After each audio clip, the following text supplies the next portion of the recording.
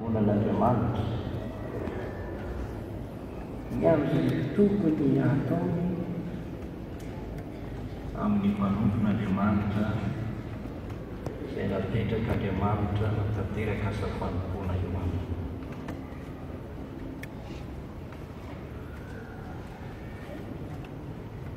Tsy dia tsaroko loatra hoe efa noentiko teto izao fampianarana izao.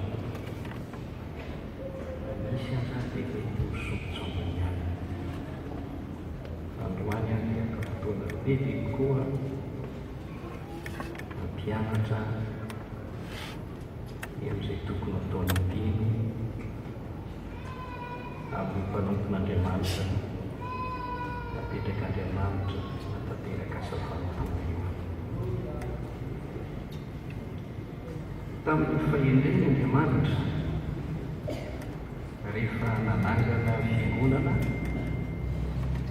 dia fiangonana izay novidiany tamin'ny rany dia tsy maintsy mametraka na manome na manendry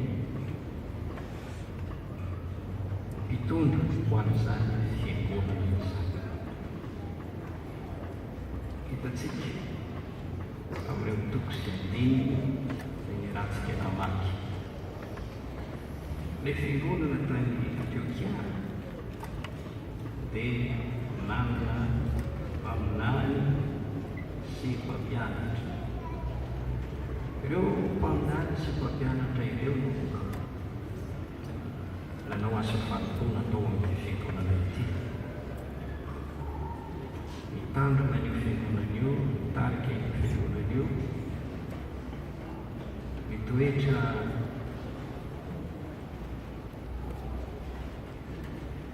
solomavan'Andriamanitra tao amin'ny fiangonana io. Mpampianatra sy mpaminany.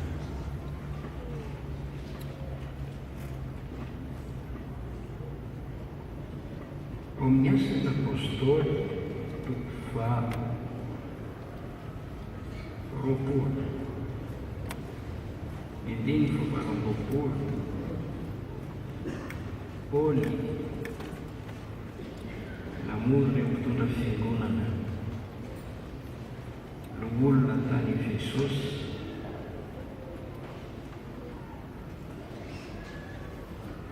toko faharoapolo andiny fahasivy-ambinifolo ara-tany Milety. Paoly dia naniraka akany Jesosy izy ka nabaka ny olona fiangonana ankeo aminy. Andiny faharoapolo noho izany, tandremo ny tenanareo sy ny rehetra izay nanaovana fanamasina anareo mpitandrina, endrasanareo ny fiangonan'Andriamanitra izay novidiany tamin'ny rano. Fantatro fa rehefa lasa aho misy ambody masika itotonareo dia tsy antra ny ondry. Avy aminareo koa ny voan'ny sasany hanambara zava-dratsy itaona ny mpianatra naraka azy. Koa miembeny arotsareo fa telo taona mipaka aho sy nitsahatra nanananareo rehetra andro mazany tamin'ny ranomaso. Ity nambara izao Andriamanitra mametraka mpanompon'Andriamanitra mitandrina ny fiangonana.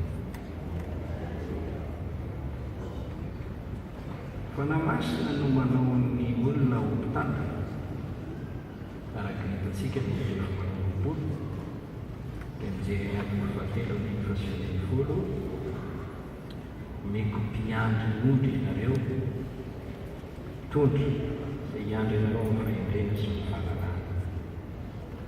Amin'ny asan'ny apôstôly toko faha-efatra-ambinifolo dimy fahatelo amby-roapolo, nataizataiza fiangonana misokafana dia nametrahana mpanompon'Andriamanitra mitandrina azy. Titosy toko voalohany andiny faha. Mamery amin'ny Korinthiana toko faha-roambinifolo andiny faha-valo-ambinifolo dia manambara fa Andriamanitra no mametraka mpitondra ho amin'ny fiangonana. Ny voalohany apôstôly arakaraka ny faminany, koa ny mpampianatra sy ireo manarakaraka ireo. Amin'ny Efesiana 4:20-20 hitantsika fa Andriamanitra no manome ilay mpitondra, manana mitondra ny fiangonana. Mankeo 4:9-20 ny fiangonana naoron'i Jesosy Kristy eo ambony vatolampy. Amin'ity vato ity naombony vavahadiny hely fenitsika jeresy azy. Fiangonana mioma ambony vatolampy, fiangonana manana mpanampon'Andriamanitra matanjaka. Efesiana 2:20 natsangana ny fiangonana, naorona ny fiangonana teo ambonin'ny fanorenan'ny apôstôly sy ny mpamina ary Jesosy Kristy ny fiantsoana. Ny soratra masina dia milazalaza ny toetoetra tokony hananan'ireo mpanompon'Andriamanitra ireo izay manatanteraka tasy manimba ny fiangonana.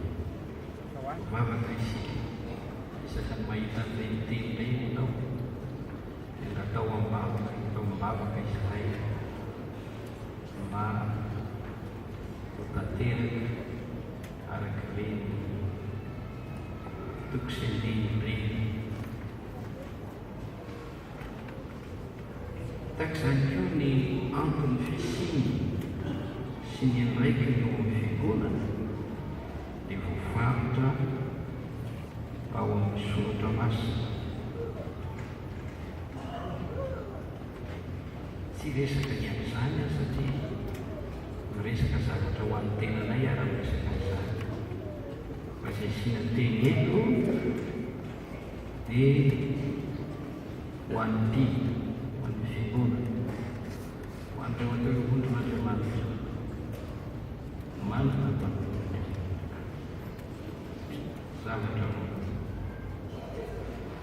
Voalohany, ny tokony ataon'ny mpino Kristy amin'ny mpanompon'Andriamanitra izay napetraka Andriamanitra hanatanteraka asa fanompoana eo aminy. Voaresaka atao anatin'ny teboka ety amin'ny ny andikany, ny andraikany, ny fitondran-tena tokony ho ataon'ny mpino ho anatrehana Andriamanitra.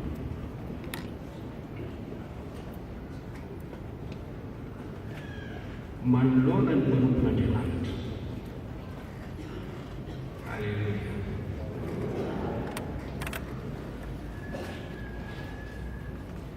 Lalam-pahendrena ity atoroko anao ity. Mivavaka amin'i Jesosy isika mba ho voaraintsika ity fampianarana ity, ary voaraintsika ity ka diantsika dia handroso ny fiangonana ary ny fifoazam-panahy itaon'ilon'ny fiangonana dia hitohy hatrany na voatahiry hatrany hatrany. Ary ny fiangonana dia azo fakasitrahana avy amin'Andriamanitra, dia azo fitahiana be dia be.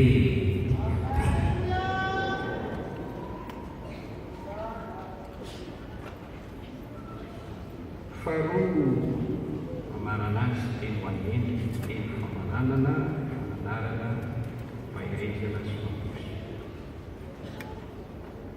Tiako amiliana ny tsinao.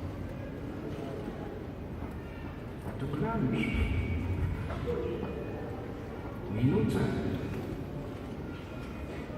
mba ho fantatrao izay tokony ataonao aminay.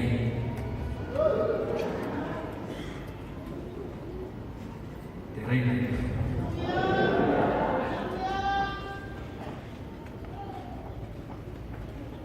mahitsy be ilay resaka.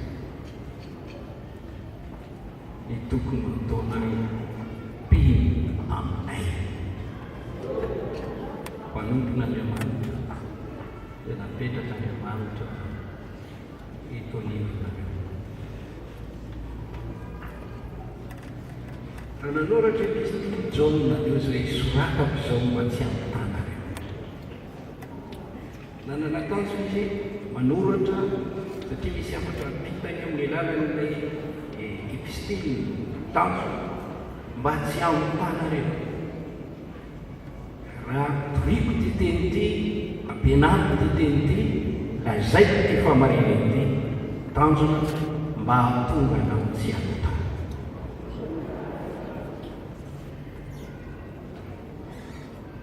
Androsoantsika ny tokony ataon'ny mpinon'i Kristy Jesosy amin'ny manompon'Andriamanitra izay napetraka Andriamanitra nateraka sa fanokona eo aminy. Sorona rao vekondray sorona dia izao ny tokony ataonareo aminay manompon'Andriamanitra izay manatanteraka sa fanokona eto anivonareo. Manana didy aminay, manana andraikitra andrasan'Andriamanitra ho ataonareo aminay, manana fitsiky apetraka Andriamanitra ho tandremanareo ataonareo aminay. Mba efa fantatrao ve? Efa ianarao ve? Raha valina dia isaorana ny Andriamanitra ohatran'ny hoe mampatsiahy fotsiny an'izany eto.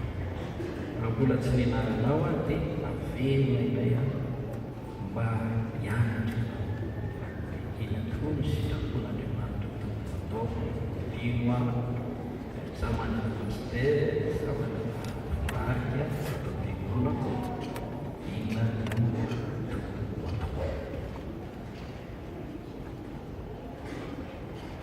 voalohany mandray azy tahaka ny fandraisana ny Jesosy Kristy.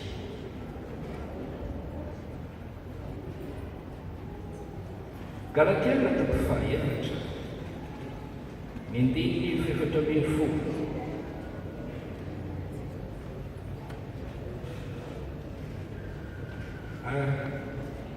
Ary ny teo amin'ny nofoko izay tonga fakapananareo dia tsy mba no amavoinareo na nolaminareo fa nandray azy tahaka ny mandray anjelin'Andriamanitra ianareo, eny tahaka any Kristy Jesosy azy. Misy atsika aizary ilay nataonareo fahasambarana fa voalombelonao fa raha azo atao na dia ny masonareo aza dia ny soronareo ka nomenareo azy. Raisitsika ilay hoe dia teny tany Galatia tamin'ny fotoana andro dia nandray ny apôstôly Paoly tahaka ny fandraisana tamin'i Jesosy Kristy. Inona no taridalana, inona no tokony ataony mpino manoloana ny manompon'Andriamanitra mandray azy tahaka ny fandraisana Jesosy. Iraka Andriamanitra tonga eo amintsika sy miasa eo amintsika ireny manompon'Andriamanitra. Iraka solon'i Kristy izy ireny, ambasador'i Kristy izay napetraka eo amintsika izy ireny. Kortianina fadimy faharoapolo ambasador'i Kristy izahay. Amin'ity teny hafa iraka solon'i Kristy izahay. Manakafaka fahatelo, dimy voalohany sy fahatelo dia milaza hoe Andriamanitra nandefa iraka eo lalana Jesosy. Tsy misy olona afaka mitovy ny ten'Andriamanitra raha tsy nazo ilay iraka. Romana 10:12 ataony ahoana ny fandrena tsy misy fitory, ataony ahoana ny fitory tsy misy naniraka azy. Fomba n'Andriamanitra ny maniraka olona. Izay ataoko fahelany fahavalo izy nondehankay matitoko 70 zaho maniraka anareo tahaka ny olo mivoana amin'ny matitoko 17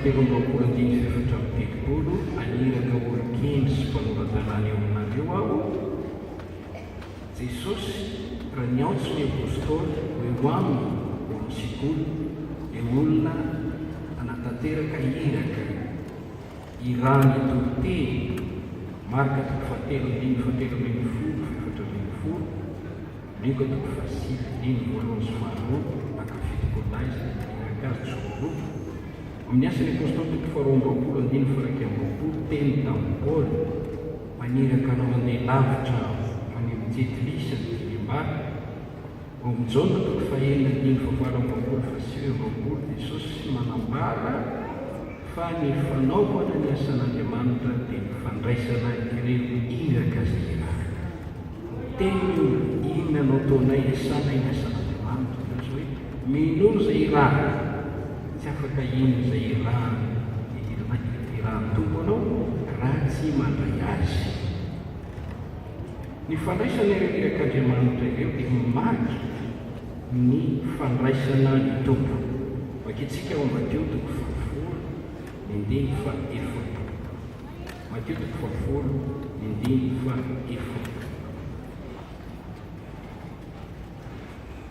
Zay mandray anareo dia mandray ahy, ary zay mandray ahy dia mandray zay naniraka ahy.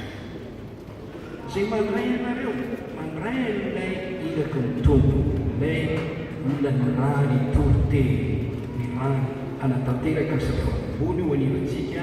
Zay mandray anareo dia tahaka ny mandray ahy. Azadio zay tompo, azadio zay. Jaona toko 7:20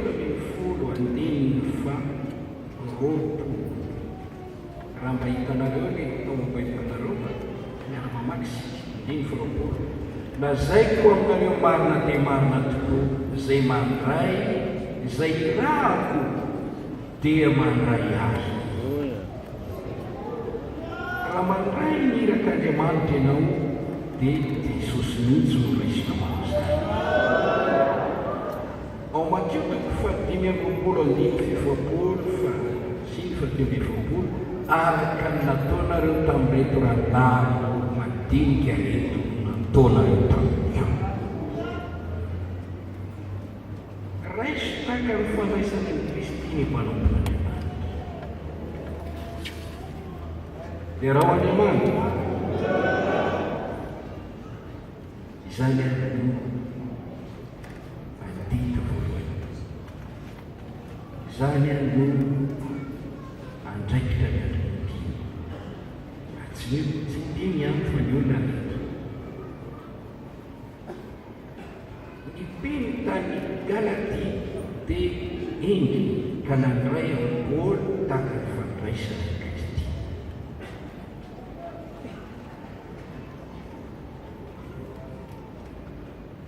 Zay mandray zay irahako no mandray azy. Tsika mieritreritra hoe ahoana moa zany fandraisana Jesosy zany? Mety manavieritreritra za tsy miraharaha toroteny, za tsy miraharaha ny mpanompon'ny, za tsy miraharaha ny mpaminan'Andriamanitra, za tsy miraharaha ny mpampianatra ny ten'Andriamanitra, za tsy miraharaha zay olona atsakan'Andriamanitra mitarika amin'ny fiangonana. Reo olona ilay marina ny tenanao fa Jesosy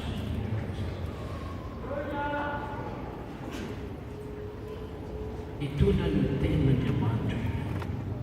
Raha mandray ireo ianao dia tahaka ny mandray an Jesosy.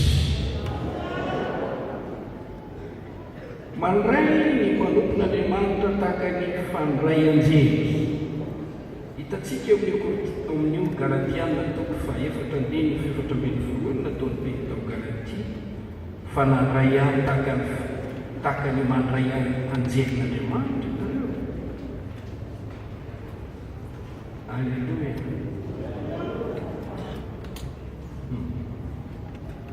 Ao amin'ny boky ny fanambarana dia miresaka ireo anjelin'ny fiangonana tenin'Andriamanitra.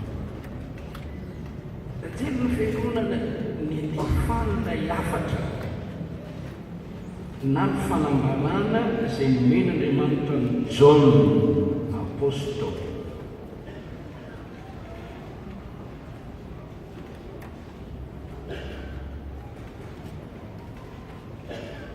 Ireo ny tompo fanambarana toko voalohany andiny faharoapolo dia ny zava-miafina ny amikitana fito izay fahitanao teny an-tanam-pakafanana sy ny fanaovan-jely volamena fito mikitana fito dia ny anjelin'ny fiangonana fito ary ny fanaovan-jely fito izay hitanao dia ny fiangonana fito. Eo amin'ny toko faharoa sorato amin'ny anjelin'ny fiangonana ny Efesosy. Andiny fahavalo asorato amin'ny anjelin'ny fiangonana ny Smirna. Andiny faharoa ambin'ny folo asorato amin'ny anjelin'ny fiangonana ny Pergamosy. Andiny fahavalo ambin'ny folo asorato amin'ny anjelin'ny fiangonana ny Tiatira. Toko fahatelo asorato amin'ny anjelin'ny fiangonana ny Sardis. Andiny fahafito asorato amin'ny anjelin'ny fiangonana ny Filadelfia. Andiny fahaefatra ambin'ny folo asorato amin'ny anjelin'ny fiangonana ny Laodikia. Iza moa ny anjelin'ny fiangonana eto? Ny anjelin'ny fiangonana eto dia ilay tarika sy mpitondra ny fiangonana na pasteur, paronana, evangelista na apôstôly. Io no lazaina hoe anjelin'ny fiangonana.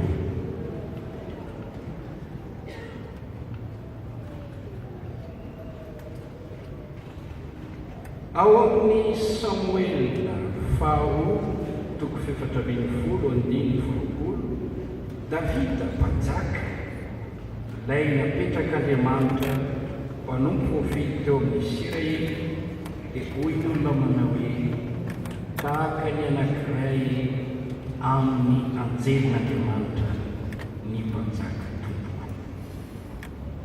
Samuel faharoa toko fahaefatra ambin'ny folo ny andininy faharoapolo. Ny ampivatareny ny teny no nanaovan'ny Joaba mpanomponao izany zavatra izany fa iny tahaka ny fahendren'ilay anjelin'Andriamanitra ny tompoko ka mahalala zavatra rehetra ety amin'ny tany. Ao amin'ny toko fahasivy amby roapolo ny andininy fahasivy. Samuel voalohany toko fahasivy ambin'ny folo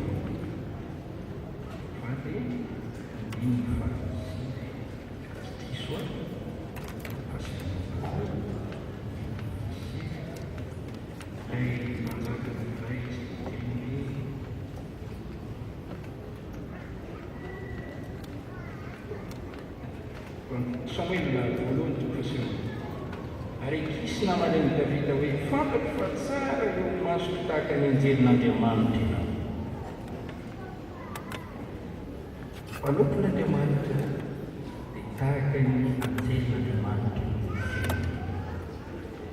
Misy asa ataon'ny anjely ary misy fifandraisana amin'ny asa ataon'ny mpanompon'Andriamanitra izy.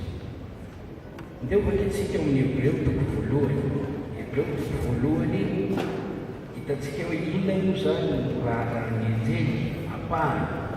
Eo amin'ny Hebreo toko voalohany ny fahaefatra ambin'ny folo. Tsy fanahy manompo fa izy rehetra ny rahana anao fanompoana ho an'izay andova famonjena. Ny anjely no resana eo fanahy manompo irahan'Andriamanitra.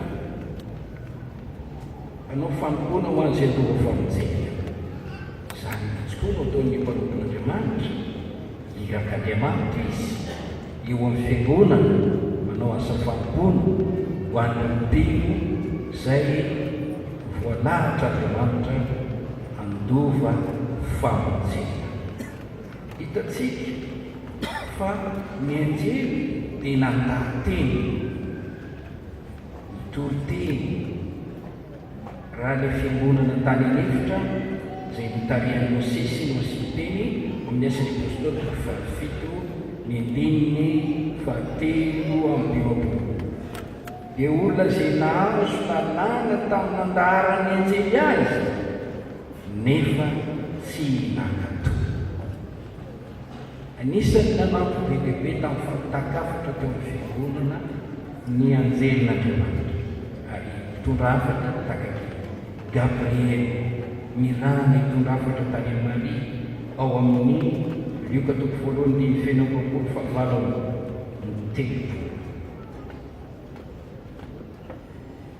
Ireo mpeno tany Galatia efa tonga tany Paoly dia nandray an'i Paoly tahaka ny fandray anjely izany.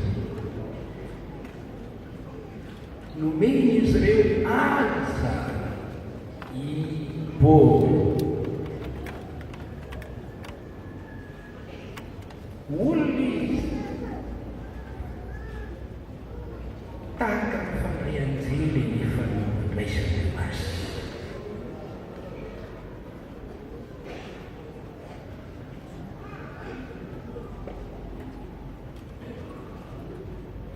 Però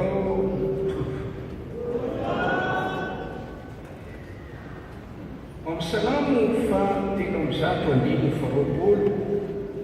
misaola anjio menareo anjeliny izay manantombo amin'ny hery makatoy ny didiny sady miay ny feon'ny teny. Tahaka izany koa ny mpanompon'Andriamanitra, makatoy ny didin'Andriamanitra, miay ny tenin'Andriamanitra ary dia mandray hafa dia avy eo mampita an'izany amin'ny fiangonana. Raha nafaka ny zava-tsoela amin'ny zava-poana ianao dia solom-bavaka dia raha ho Andriamanitra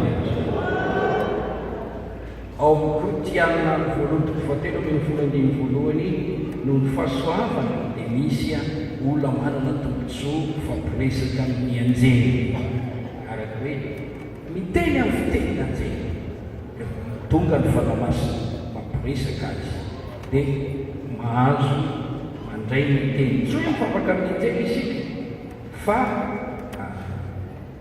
ireny dia mpanompona amantsika ihany. Jereo zao ao amin'ny boky ny fanambarana misy eo ny anjely dia hoy izy hoe nalay mpanahy Jaona ny vavaka tsy Andriamanitra za dia mpanompona manao ihany. Ny anjely mpanompon'Andriamanitra mitondra hafatra mpanatanteraka asa fanompoana. Ny mpanompon'Andriamanitra mitondra hafatra mandahan-teny mampita ny hafatr'Andriamanitra amin'ny fiangonana ary raha fantatrao zany dia manahaka ny mpeno tao Galatia ianao mandray ny mpanompon'Andriamanitra tahaka ny fandray anjely.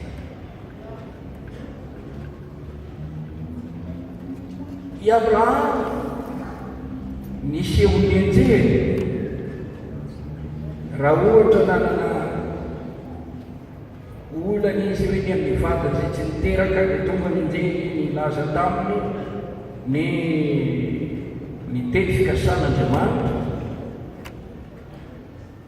I Abraham nisehony anjely raha nisy fikasan'Andriamanitra andrava Sodoma dia nandray ny anjelin'Andriamanitra i Abraham. Ilota moky tahaka izany. Inona tokony ataonao manoloana ny mpanompon'Andriamanitra amin'ny mary mitondra hafatra Andriamanitra iran'Andriamanitra aminao mandray azy tahaka ny fandray anjely. Izay mahatonga ny tenin'Andriamanitra hoe aza manadino fampetranoana vahiny fa maro tamin'ireny no nampitrano anjely. Fa te mandray ny mpanompon'Andriamanitra amin'ny mampanompon'Andriamanitra azy. dia rao ny tompo mamikorotiana voalohany toko faefatra ny andininy voalohany oko everiny olona ho mpanompony Kristy tsisy tantona ny zava-miafina zian'Andriamanitra izay oka hoekena na ho everiny olona ho mpanompon'Andriamanitra mpanompony Kristy tantona ny zava-miafin'Andriamanitra izay olona takatsika ihany ireo mpanompon'Andriamanitra ilia olona takatsika na olona tahaka ny olona rehetra aza izy dia misy zavatra mampiavaka azy tsy hitovizany amin'ny olombelona rehetra mpanompon'Andriamanitra izy lehilahin'Andriamanitra izy olona vidian'Andriamanitra anakaiky azy anatanteraka ny asa fanompona ho an'ireo olona izay andova famonjena mila misaina n'izany ianao oko everiny olona rehetra ho mpanompony Kristy sy tampona ny zava-miafin'Andriamanitra izay mpanompon'Andriamanitra olona manana ny tompony izany manana ny lehibe manana ny patron Andriamanitra ao amin'izay toerako hitoerany mpanompo ary raha misy manompo ahy eo ankalazaza ny ray izay an-danitra mpanompon'Andriamanitra fitaovany eo am-pelantanan'Andriamanitra anao isitrapon'Andriamanitra manana zo manokana manana fahefana manokana izay tsy ananany mpizotra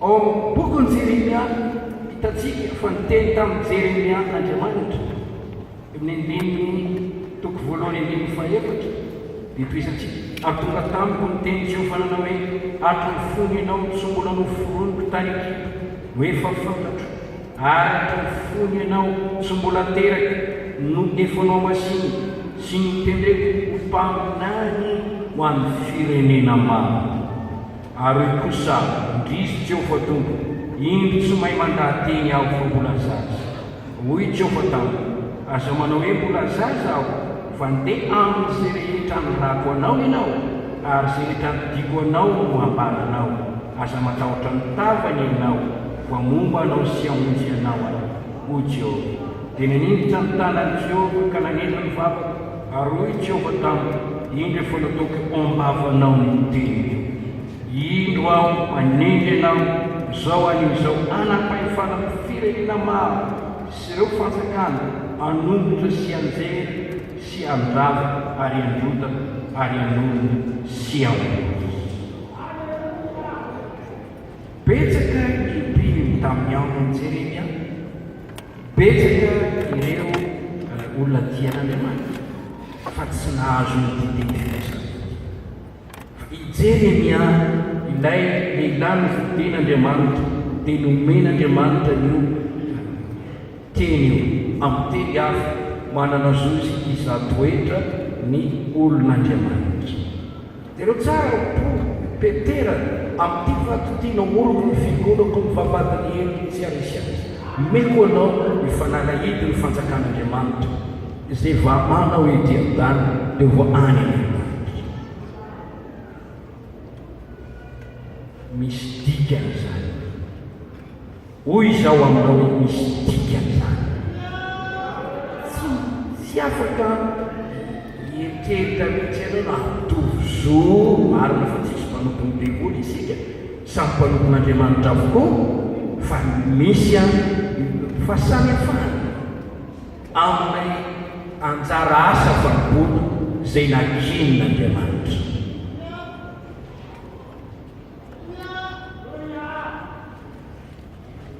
mpanompon'Andriamanitra Andriamanitra ny tompony ao amin'ny Salamo 5:170 misy teny hoe aza manendry rehefa osotro aza manisy ratsy mpamina Romana toko fefatra ambin'ny folo andininy faefatra io andininy io dia manetsika fanamaliana ny amin'ny fahenena zay tokony hinanantsika eo amin'ny andiny fa izy moa ianao izay mitsara ny mpanompony hafa amin'ny tompony andro ijoroany na lavony eny ampitoerina ihany nefa izy mahay mampipoitra azy Andriamanitra.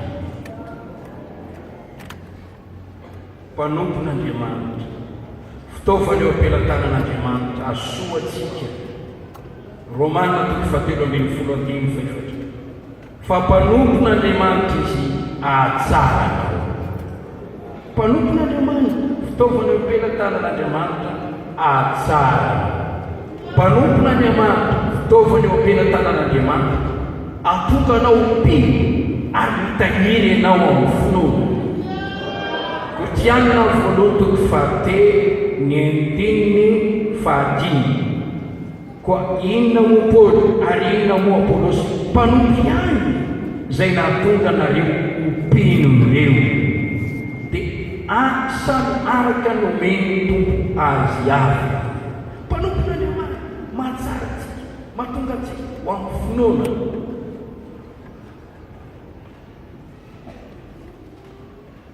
Oka ho heverina hoe ny mpanompon'Andriamanitra dia Andriamanitra tompony ary ny zavatra ataony tsy hoe hafalenao, mety hafalenao amin'ny ilany, mety tsy hafalenao amin'ny ilany satria ny hevitrao ilay tsy mifanaraka amin'ny hevitr'Andriamanitra. Ny mpanompon'Andriamanitra mamampy ny hevitrao anaiky ny sitrapon'Andriamanitra.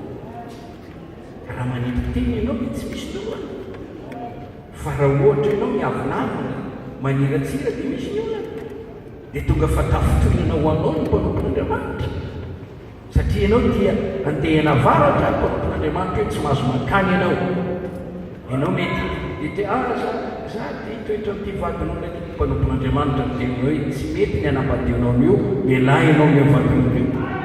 Raha manenty teny ianao dia tsisy olana, fa rehefa tsy manenty teny ianao dia misy oka ho heverin'ny olona fa mpanompon'Andriamanitra. Koa ny mpanompon'Andriamanitra izay apetraka Andriamanitra eo aminao indrindra mafiangonana mpifoazana antsika, fiangonana pentekôtista antsika, fiangonana manaiky an'Andriamanitra antsika ary mivavaka isika mpandraisan'Andriamanitra tanana amin'ny zavatra rehetra izay misy ho tenin'Andriamanitra. Andriamanitra mametraka mpanompo. Raiso ho mpanompon'Andriamanitra ny mpanompon'Andriamanitra. Ekeo ny mampanompon'Andriamanitra. Derao ny tompo. Ekeo ny mampanompon'Andriamanitra. Tsy ary takatra ny sainao avokoa ny zavatra ataony mpanompon'Andriamanitra na ny lalana hitarihan'ny mpanompon'Andriamanitra. Fa iza moa no nanoro anao hoe izao ny fomba famakiana Baiboly? Iza moa no nanoro anao hoe izao ny fomba fivavaka? Iza moa no nanoro anao hoe izao ny fomba famaisana famonjena? Iza moa no nitahiry anao sy nikolokolo anao ho voatahiry ao amin'ny finoana manaka Kristy? Mpaminany nentin'i Jehovah nitondra azy izy, mpaminany nentin'i Jehovah nitahiry azy. Ekeo mampanompon'Andriamanitra, mpanompon'Andriamanitra. Ao am-piangonana dia tompony fahefana ny mpanompon'Andriamanitra. Dia raha Andriamanitra ny azy. Alleluia. Faefatra tokony ho ataonao mino teny izay ambany. Malakiako faharoa ny andininy fafito.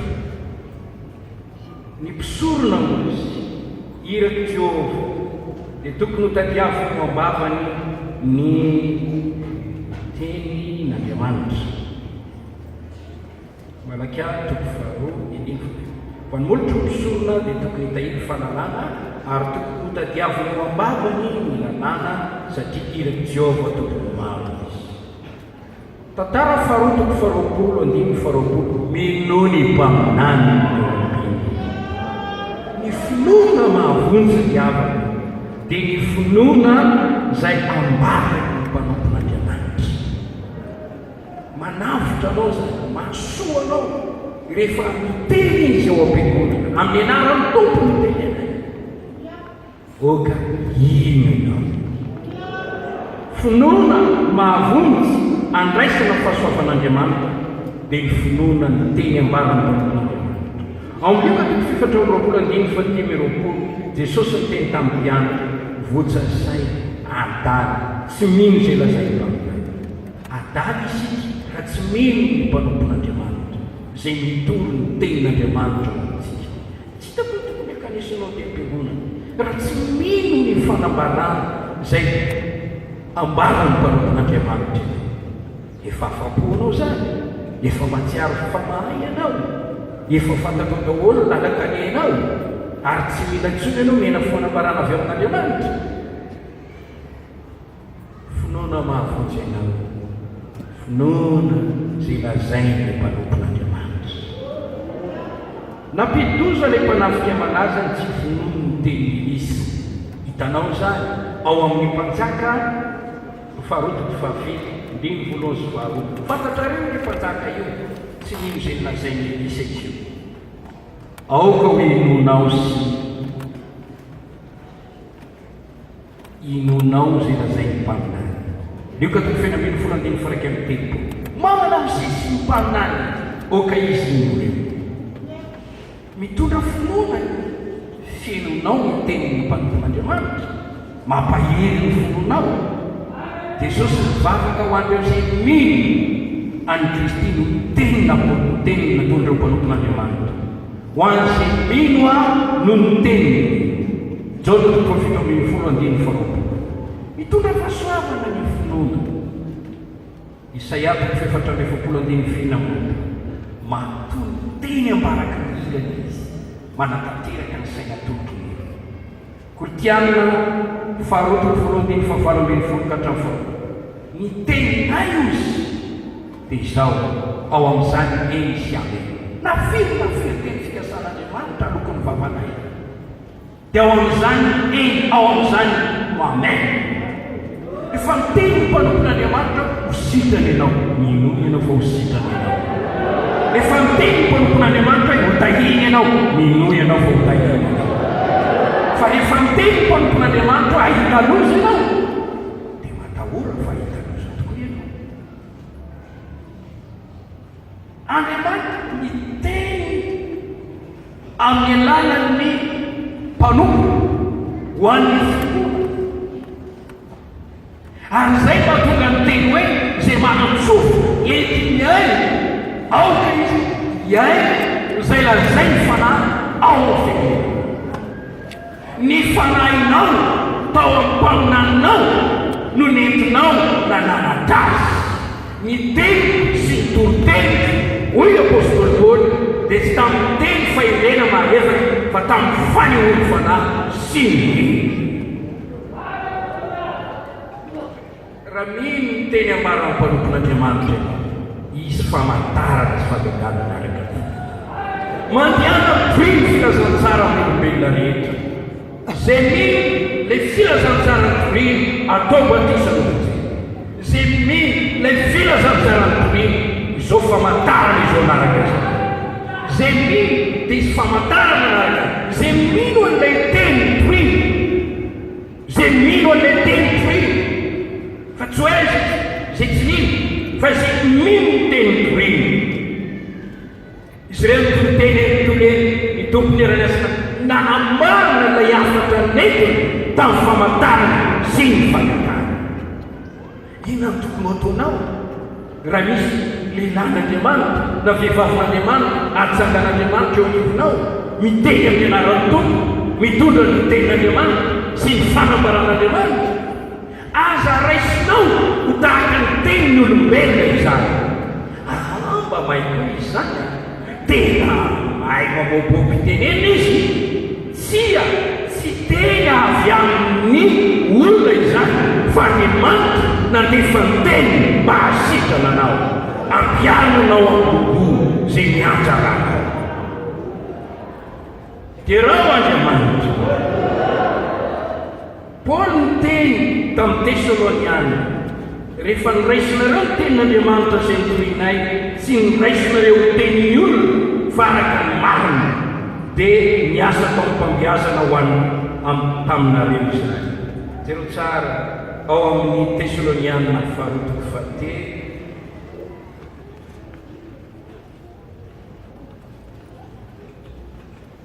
Tesaloniana voalohany toko faharoa ny andiny fahatelo.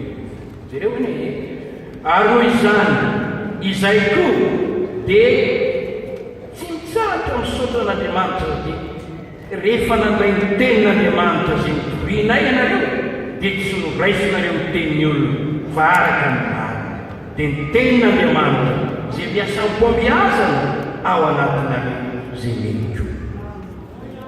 Misy antony le tenin'Andriamanitra rehefa raisina hoe tenin'Andriamanitra. Fa rehefa tsy raisinao tenin'Andriamanitra izany, tsarainao le izy. Izy hoe le fomba fitoriny aloha tsy mety.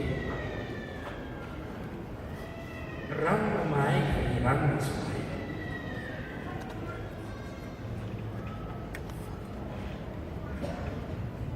Tsy zavatra azoko tamin'ny afatra.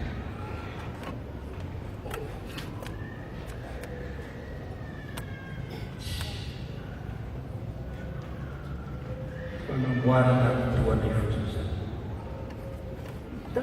Isusina bebe. Fa raha raisinao hoe efa nivavaka izany, mitenen'Andriamanitra, ampiteneny ny mpanomponao, mehoany afatra, dia miteny mpanompon'Andriamanitra, raisina araka izay izy. Dia rao Andriamanitra, fahadimy mandray ny fampianarana izay omeny. Ireo mpino tamin'ny andron'ny apôstôly nandray tamin'ny kafaliana ny teny nambarany apôstôly. Asan'ny apôstôly toko faharoa ny andiny faraiky amby efapolo. Ary izay nandray tamin'ny mpifaliana ny teniny dia natao batisa. Toro teny Petera, dia nisy olona nandray ny tenin'Andriamanitra tamin'ny kafaliana. Andiny faharoa amby efapolo. Ary izireo naharitra tsara tamin'ny fotom-pampianarany apôstôly. Hoe maharitra tamin'ny fotom-pampianarana nanaraka ilay fampianarana nataon'ny apôstôly. Ao amin'ny Romana toko fahaenina ny andiny fahafito ambin'ny folo. Ny fonareo nakatolo fomba ny fampianarana izay natolotra nareo. Izay ny tokony ataontsika. Betsaka ny tenin'ny Paoly mikasika ny fandraisana ny fampianarana. Ninona zavatra ampianarana anao? Tokony sarotoy ny vehivavy, tokony izao ny fitafy, tokony izao ny tokony atao. Mampianatra, manazava ny tady, dia tokony ho raisinao le fampianarana, ho ampianao ao fihinanao. Atao izay zavatra renareo tamiko, hoy Paoly, izay zavatra nianarana sy nampinoana nareo, mareta amin'izay. Ho aminareo Andriamanitra fiantarana.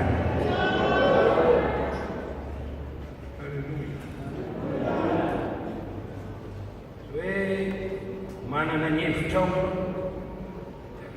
tongetonao azy inona zavatra ampianarana ianao tsy mandray mihitsy. Izay fampianarana rehetra ny madiketany no tena ataonao mavisa-tanjo anao. Izany hoe raha izay no tsy maharesy lahatra fa raha izao dia olavo. Inona moa izany ataonao mety hoe tsy manianana izay maharesy lahatra anao any.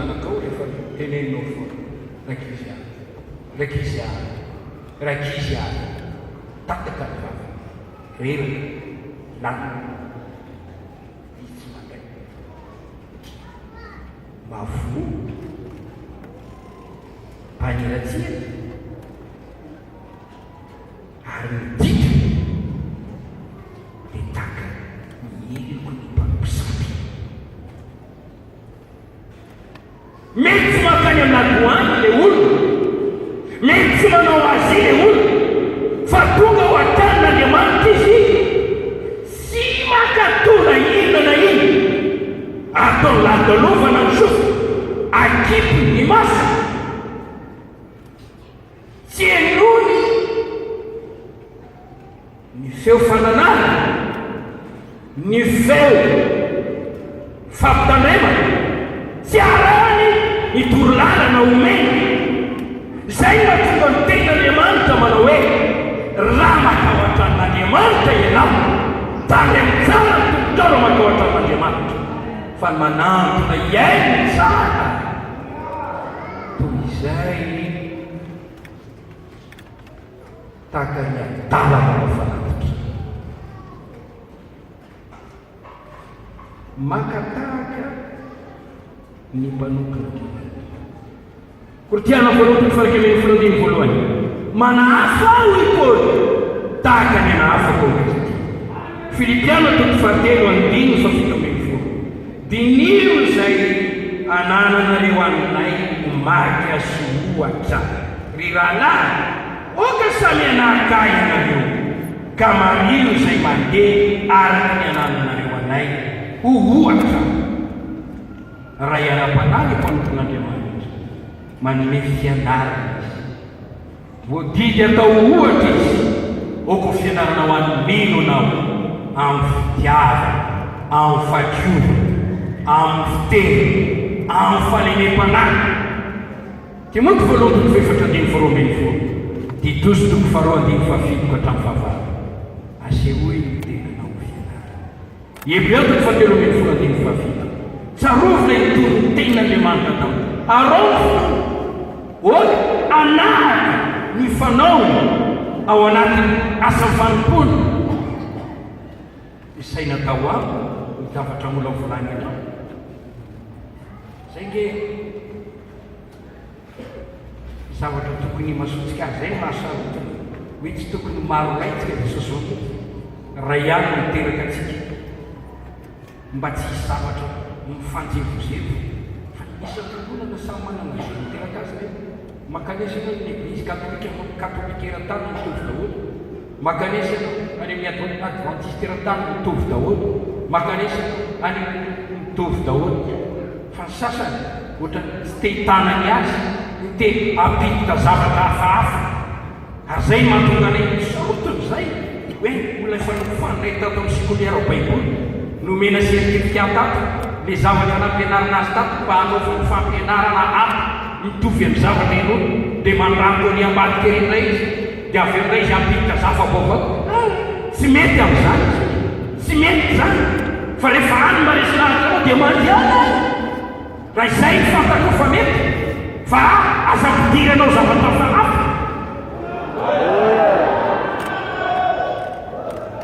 Samy manana ny tokantrano io, samy manana ny tondrany ankohonany io. Arao ny fony tandremo ny tenanao sy ny fotom-pampianaranao ary nareta amin'izany tena miteny aho zay any. Fa rehefa maresy lahatra mandiana, raha tiantianao mandiana miaraka amin'izareo mandiana. Tenao lokomena ianao sady manompo an'Andriamanitra amin'ny fitafiana mitandrika, zay fantatao fa mandiana. Fa anao Jesosy mamonjy toerana mahitsy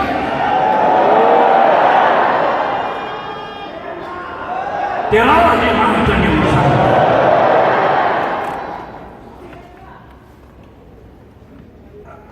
Izany tokony ataonareo ny mpanompon'Andriamanitra, manaiky sy makatoa ny mpanompon'Andriamanitra, manaiky sy makatoa ny mpanompon'Andriamanitra.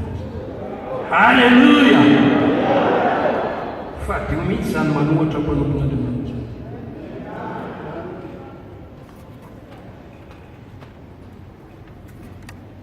Kortiana voalohany fena ambin'ny folo indiny fena ambin'ny folo. Mba hanekenareo tsara ny olona tahaka ireny zay rehetra miara-miasa sy mikitaina ho aminay.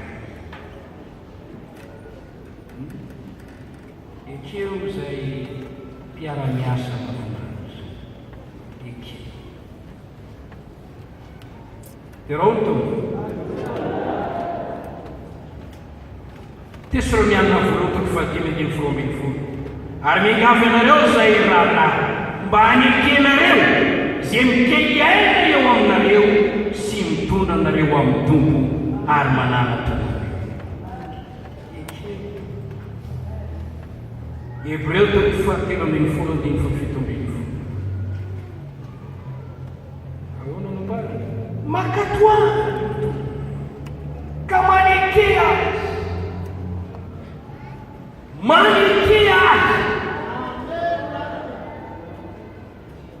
fa miambina ny fananareo izy arak'izay tokony ataon'ny olona mbola ambomoana manaova izany fifaliana tsy afisetona fa tsy asoana ny baiboly dia mampianatra antsika anaiky ny manam-pahefana zareo any ao am'tokose ny ndininy voalohany amin'ny toko fahatelo mampatsiarova azy ireo anaiky zay manapaka sy manam-pahefana ano ny mpitondro hovonina ho amin'ny asan-tsara ety manam-pahefana ranofo fa raha ny manam-pahefana ranofo zay mety ho tsetrisa sy tsipino any azy hoe atokony ikena maika ho ny mpanompon'Andriamanitra ao amin'ny tontolo ny fanjakan'Andriamanitra ao amin'ny fiangonana tena fanoerana ny tenin'Andriamanitra mihitsy ny endrika ny tsy fakatoavana rehetra ao amin'ny Petera voalohany toko faharoa ny andiny fahatelo ary noho ny tompo manekena zay rehetra voatenin'ny olona na ny mpanjaka satria ambony izy na ny mpanapaka satria ny rana amary zay manao ratsy izy fa mpitera zay manao tsara kortianina voalohany toko fafito ambin'ny folo andiny faharoa fa nampaminana manaiko zakay fanekena dia mitondra ho amin'ny fakatoavana sy fitaminana ny fanekena dia marika ny fahitena avy ambony mora lanitra fanekena dia marika ny toe-mpanaraka n'Andriamanitra mandeha ny faneketena mahasoso mantsara ny fanekena ary fakatoavana mitondra fitahina be lehibe zany pero n'Andriamanitra tena jareo amin'ny bokin'ny Exodosy toko fafito ambin'ny folo andiny fahavalo hatramin'ny fito ambin'ny folo tonga ny Amalekita hiady amin'ny zanak'Israely nanao fandaminana Mosesy Josua fidiana miaramila mandeha mitafy ora sy Aron miaraka amiko amin'ny tendrombohitra nanaiky Josua tsy miteny manao manina dia za foana rano ray no lafo za tsy avita fa efa teny le mpanompon'Andriamanitra manaiky tokony fantatrao zay manaja sy manevo ao amin'ny Filipiana toko faharoa hitantsika teo ny ndimy fasivy amby roapolo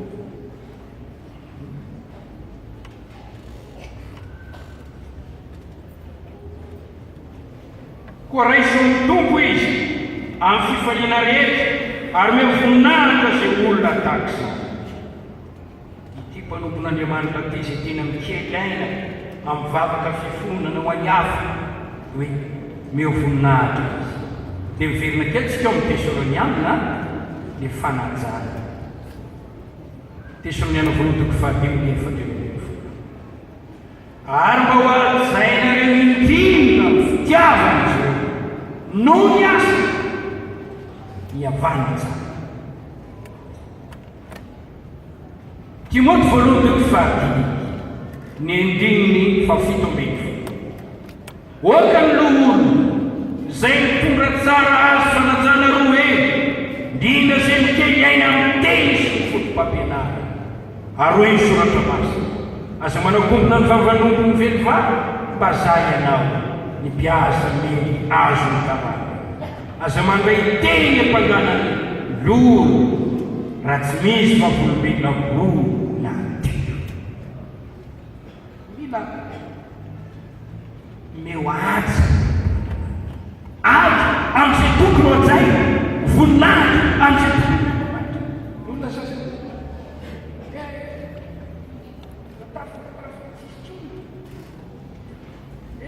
tenenina daholo, tenenina daholo.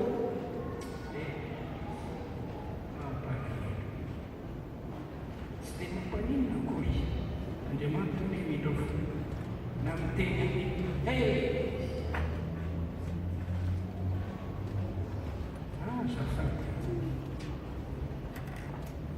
tsy araka ny sitrapon'Andriamanitra zany fa mindiavidiana na mampiseho endrika tsy fananjana ny mpanompon'Andriamanitra izy. Ao amin'ny Asany Apôstôly toko faha-valopolo teraina ny tombo ny tenin'ny fahafolo ary voninahitra be koa no nomenenay rehefa andeha izahay inovatsiny izay zavatra ilaina. Ao amin'ny Mpanjaka fahatoko fahasivy andiny faraka amin'ny folo fahatelo ambin'ny folo, rehefa fantatra eto olona reto fa nosorana teo dia Mpanjaka dia nanety tena teo anandreny.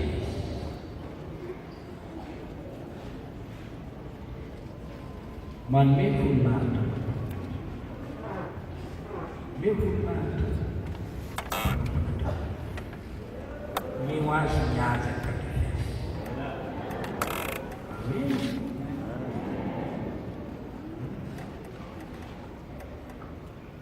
Fasivy andraikitra lehibe ny tiany mpanompon'Andriamanitra amin'ny fitiavana avy amin'ny fomadio, fitiavana tsy misy fitiavana. Baiboly dia miteny hoe ny fitiavana no lehibe indrindra, ny fitiavana amin'ny mpanompon'Andriamanitra tompoko ao anatin'izany. Tiavana manao takatenanao ao anatin'izany ny fitiavana amin'ny mpanompon'Andriamanitra. Izareo na manao amin'ity lalan-danitra ity fa iza moa no mikarakara anao, mampahiry anao, mampirisika anao, mampionina anao, mitomany amin'ny vavaka ho anao any amin'ny hafa, mitamina amin'ny fananao sy ho very ny mpanompon'Andriamanitra. Namanao zany ny mpanompon'Andriamanitra. Tiavo izy, tiavo ny mpanompon'Andriamanitra. Halleluja. Misy teny hoe tiava ny ray sy reninao amin'ny tompo, mpanompon'Andriamanitra.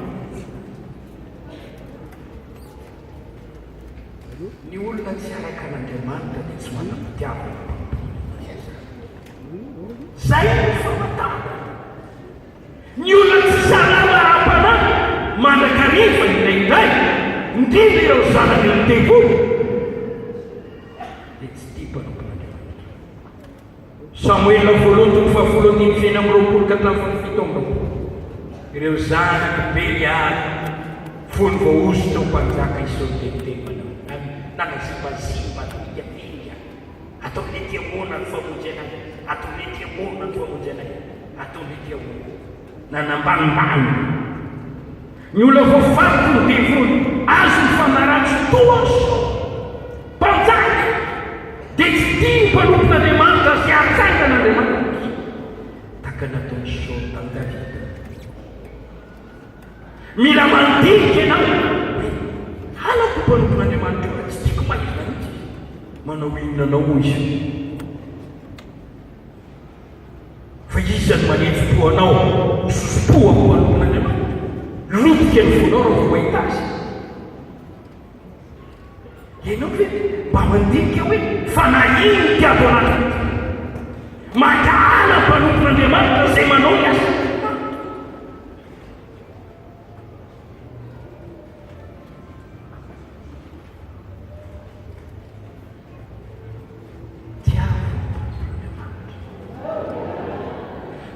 mazava mihitsy mba ho voamonitra ty ao anatin'ny fonao na sanaty ka misy ao anatinao ny fankalahana mpanopon'Andriamanitra.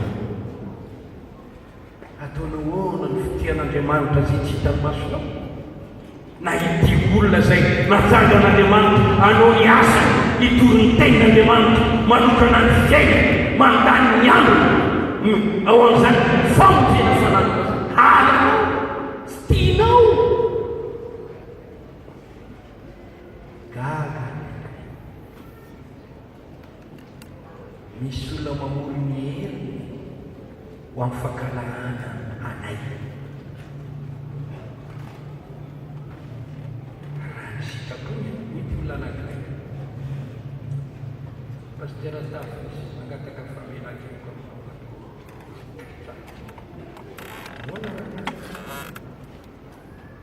zaho misaika aminao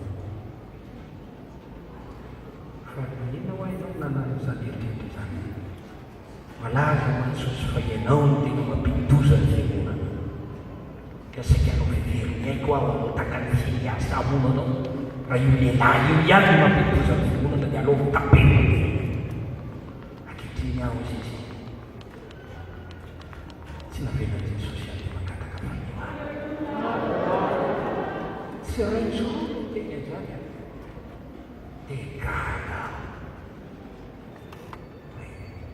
faizana fa izay hoe tsy tenin'Andriamanitra vetyinay tsy mitona olona anaraka Kristy ve izahay ka raha misy tokony hamatezitra anao dia olona mitarika ny olona tsy Kristy ireo ataovy ny hiezaka ampiheny ny olona tsy lasa ny silamo tsy lasa ny framason fa izany hoe mitona olona ho an'ny tompo e ka maninona no ankala enao tsy amontsio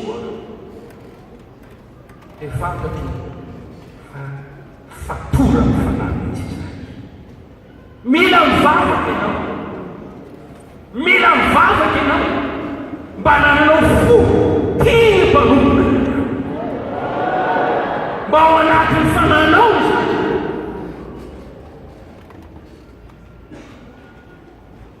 Afaka mitanisa endriky ny fitiavana fisehoan'ny fitiavana toy izao ny fanehoam-pitiavana manolotena ho an'ilay mpanompon'Andriamanitra. Ao amin'ny Korinthianina faharoapolo fahavalo ambin'ny fahadimy fa izao no nataony tena ny lolo natolo ho an'ny tompo dia ho anay koa. Milavinay le tsy misy maharatsy ny manaraka olombelona zay manaraka ny tompo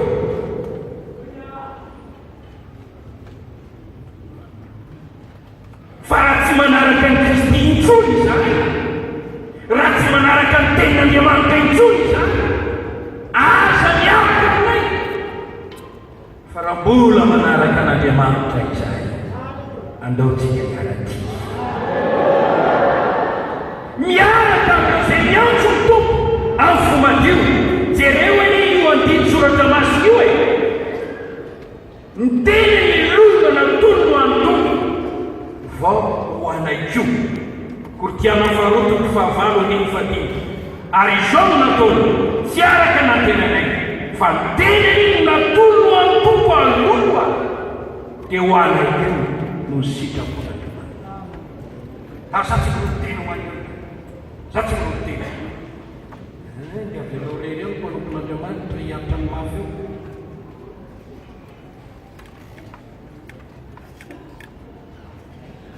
Dilozy izy dia asoanao zany manipadololaka amin'ny tana izany ny tanao zany asoanao zany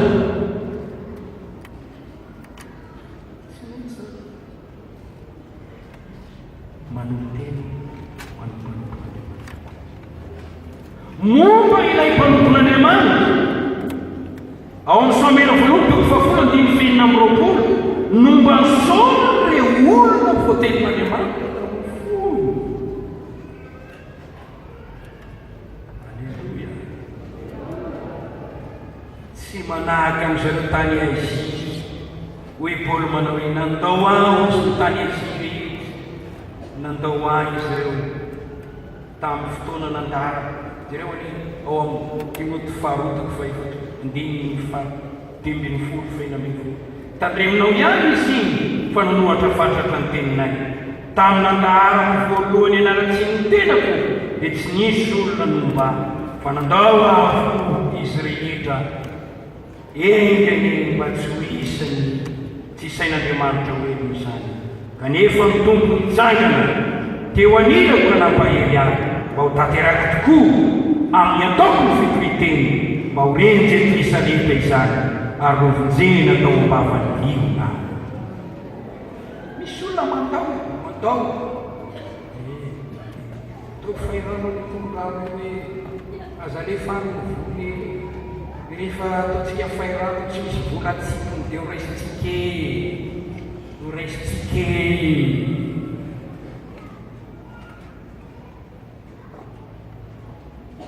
hatramin'izao aloha zay mbola tsy nanipy ary tsy hanipy hatramin'ny farany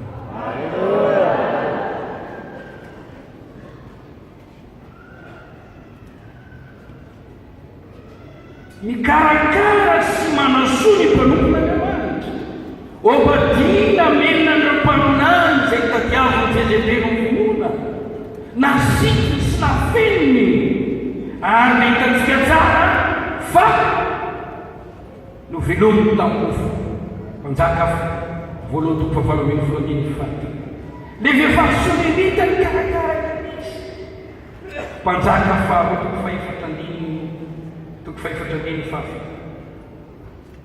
le anabavy atao hoe Persila sy Aquila niany Paoly ka nanolotra tena ny amonjony Paoly zany ny fikarakarana mpanompon'Andriamanitra miany mafany mpanompon'Andriamanitra ny vasa fanompona inona zavatra tokony atao mba tsy ho misarany izy mitseritreritra zavatra be dia hoe miarany nozo mifatohana izy fitiavana mpanompon'Andriamanitra miteraka endrika isan-karazany ny fitiavana mpanompon'Andriamanitra matsiana Hebreo toko fahatelo ambin'ny folo tsaroa azaky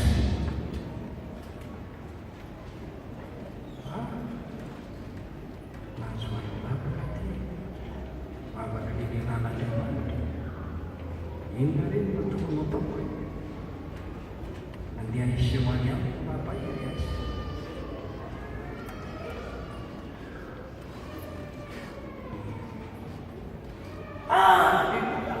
tena aope ny fafatrofanofon'Andriamanitra tena sikina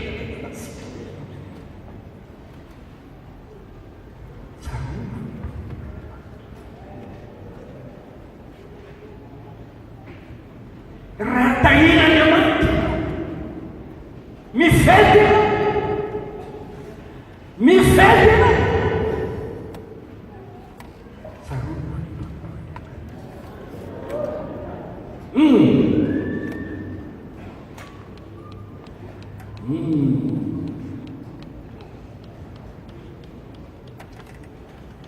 manatrika fisoratana any Amerika tsy afaka makany amin'ny mariazy ianao be tanàna ity mba zavatra kely sotakafo iny anatao mpanompon'Andriamanitra vavaka natao nazonao vaty mona sorana tsy sakafo tanàna tsy fampahereza toy ny miasa tamara fosana ny mpanompon'Andriamanitra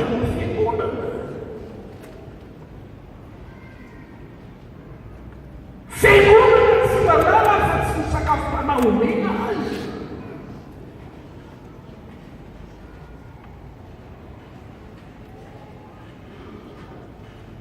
nefa tenilaza ho figonana masy nefa malota ny mpanompon'Andriamanitra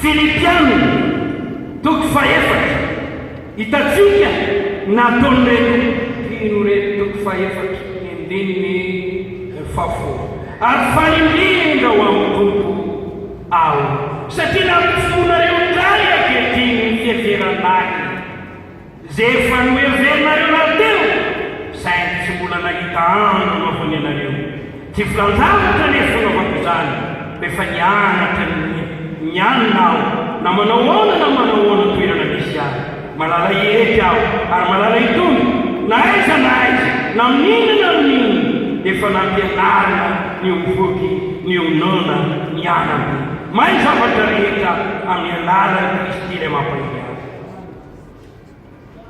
kanefa nanao soa ianareo ka niaraka otany ary fantatrareo koa ry Filipiana fa tamin'ny andohan'ny filazantsara efa nianany tany Masedonia dia tsy nisy fiangonana nanara-tamiko ny amin'ny fanomezana sy ny fandraisana afa-tsy ianareo ihany fony tamin'ny Tesalonika zaho dia nampanatitra ho ahy indray mandeha amandro ianareo an'lezendraiky nefa tsy toy mitady fanomezana no minazaka izany fa mitady vokatra izay tombo anareo manana ny zavatra rehetra aho sady manana ny andro aza feno aho rehefa nandray tamin'ny ainao le fiangonana zany zay nitety ny apôstôly tsy totendeo am'zony Paoly tamin'ny toerana fa tany amin'ny toeran-kafa tsy nisy fiangonana ny karakara nanana ny raha-tany zay ianareo izy no niezaka bafiny niezaka fiainany mpanompon'Andriamanitra fiafarany fiainany mpanompon'Andriamanitra si azafady miteny takany ray aeto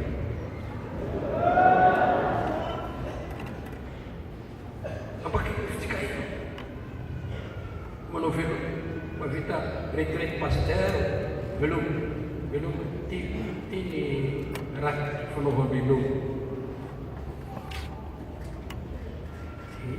andeha manaloatra mantsika mahasotafotoana fa indreny mpanorona izy kanefa tsy raha ihany afaka mandinika ny tenin'Andriamanitra amin'izay zavatra tokony atao ampitsomo eo am-pona ny fiheverana ny mahasoto Halleluja! Mampifaly ny mpanompon'Andriamanitra amin'ny Korinthiana faharoa toko voalohany dimy efatra ambin'ny folo Korinthiana faharoa toko faharoa andimy fahatelo mampahely ny mpanompon'Andriamanitra tahaka ny ataon'ny olona tamin'ny Josoa tahaka inona eo Mosesy inona ianao koa mahereza sy mahatanjaka ianao teo miasa fitariana Josoa nazy fampaherezana ny teniny ataony Andriamanitra mivantana ireo olona ary koa Mosesy mpanompon'Andriamanitra fa misy mampahery rehefa mamainy aty misaotra toko nampahery anay ianareo mbola nandray zahay mbola nandray aho mbola nandray ralazibe mbola nandray izy mbola nandray zay efa teo ena nasoanareo aza sasany taminay dia mbola nandray zay fa teo misaotra toko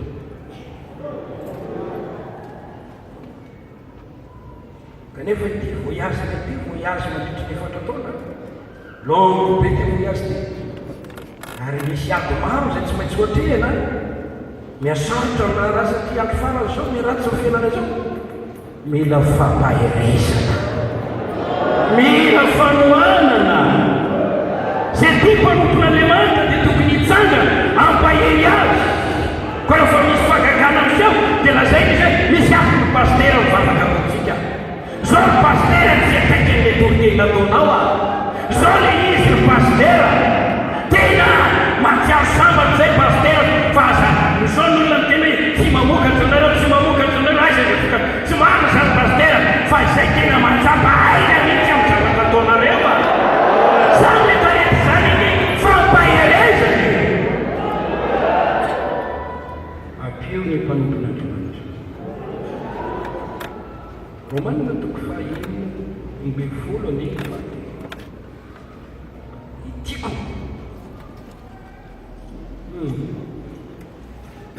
Alleluia. Itiko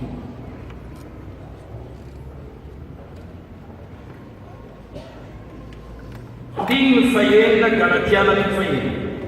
Ohatra sy ampianarana ny teny mba hafoy amin'ny zava-tso rehetra ho azy mampianatra azy. Baiboly io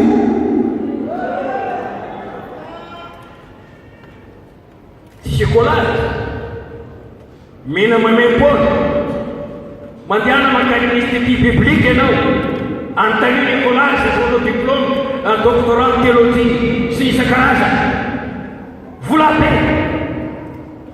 mihoatra noho izany no menanao eky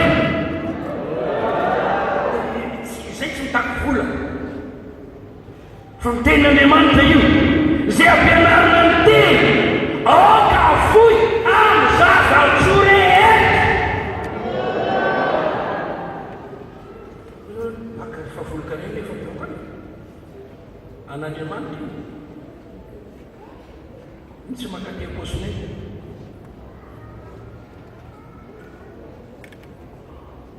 apahany any amin'izay fandaminana amin'ny fitombrana no zaray mba homeny.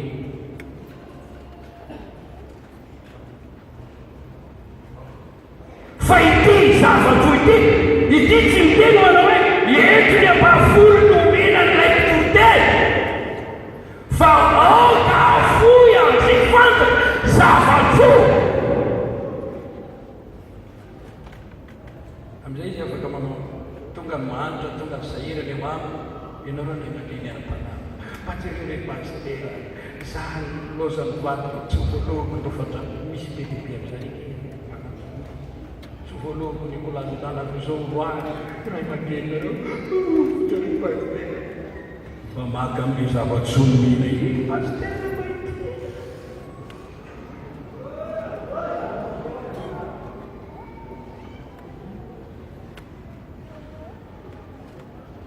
am'izay le pastera fesatra amin'ny fiangonana fa lehilahy tahian'Andriamanitra izy manana zavatra rano sampifeny avy amin'ny vahoakan'Andriamanitra zay malalatana mijinjo ny mistera mety afaka manokatra polizy ary mitena tsy mitaony conseil d'administration tsy mifanamina hoe rahalahy tsy mety zany visionao zany fa ty tiako ny vola hitrentsika ny amin'izao sy n'izao dia tsy fambamana izy re olana ampianarina ny tenin'Andriamanitra ny kasian'Andriamanitra manome ho anazy dia avitany mididy hiatsiarosiaro dia mitongo sy mivelatra ny pastera lasa lavitra izy satria manana vatsy fa tsy misy nandeha lavitra ka ho tonga any am'zele rehefa tsy misy vatsy mazava.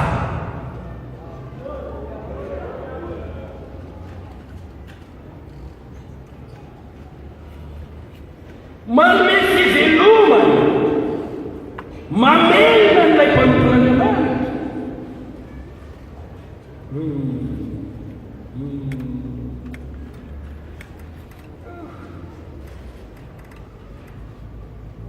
Kortiana voalohany toko fasiny mendiny fafito iza mandeha ny tafika ka miampiteny iza manao tanim-boloboka ka tsy mihinana ny vokatra ary iza miandry ny ondry amanosy ka tsy mihinana avy amin'ny ronono moa araka ny fihevitry ny olona fa mitenenako izany sa ny lalàna mamilaza izany kio fa voasoratra eo amin'ny lalàna Mosesy hoe aza manangombona ny vavanombo ny vehivavy varim-bazaha ny ombivany ho ahian'Andriamanitra sa no izahay no nanaovana izany teny izany tsy salasalana fa no izahay no nanoratana izany koa zay miasa tany dia tokony miasa amin'ny fanantenana ary zay mively varim-bazaha amin'ny fanantenana dia tokony mpiomona amin'ny fanantenana raha mamafy zay zava-panahy ho anareo izahay dia zavatra lehibe va raha mijinja zay nanana eo araka ny mofo izay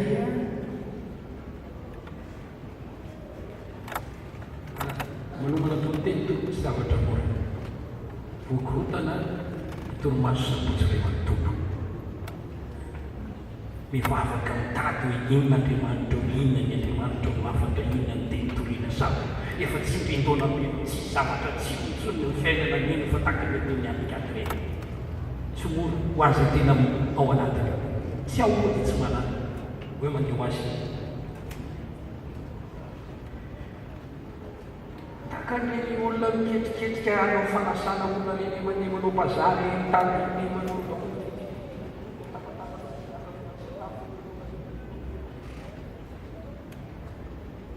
izay ozy manao zava-panamana sakafo panano minareo amananay ny fanano dia olana aveo izy raha mba mijija fiaina aminareo ny zavatra ohatrany hoe takana kanefa tsy lalàna tsy didy fa fitonany fasoava feo feriperetana feo feriperetana eo mason'Andriamanitra izy ozy mandeha miatafika ka miampiteny ary manao tany-boaloboka ka tsy mihinana ny vokatra miandro ronono amanosika tsy mihinana ny ronono mba tokony sy ronono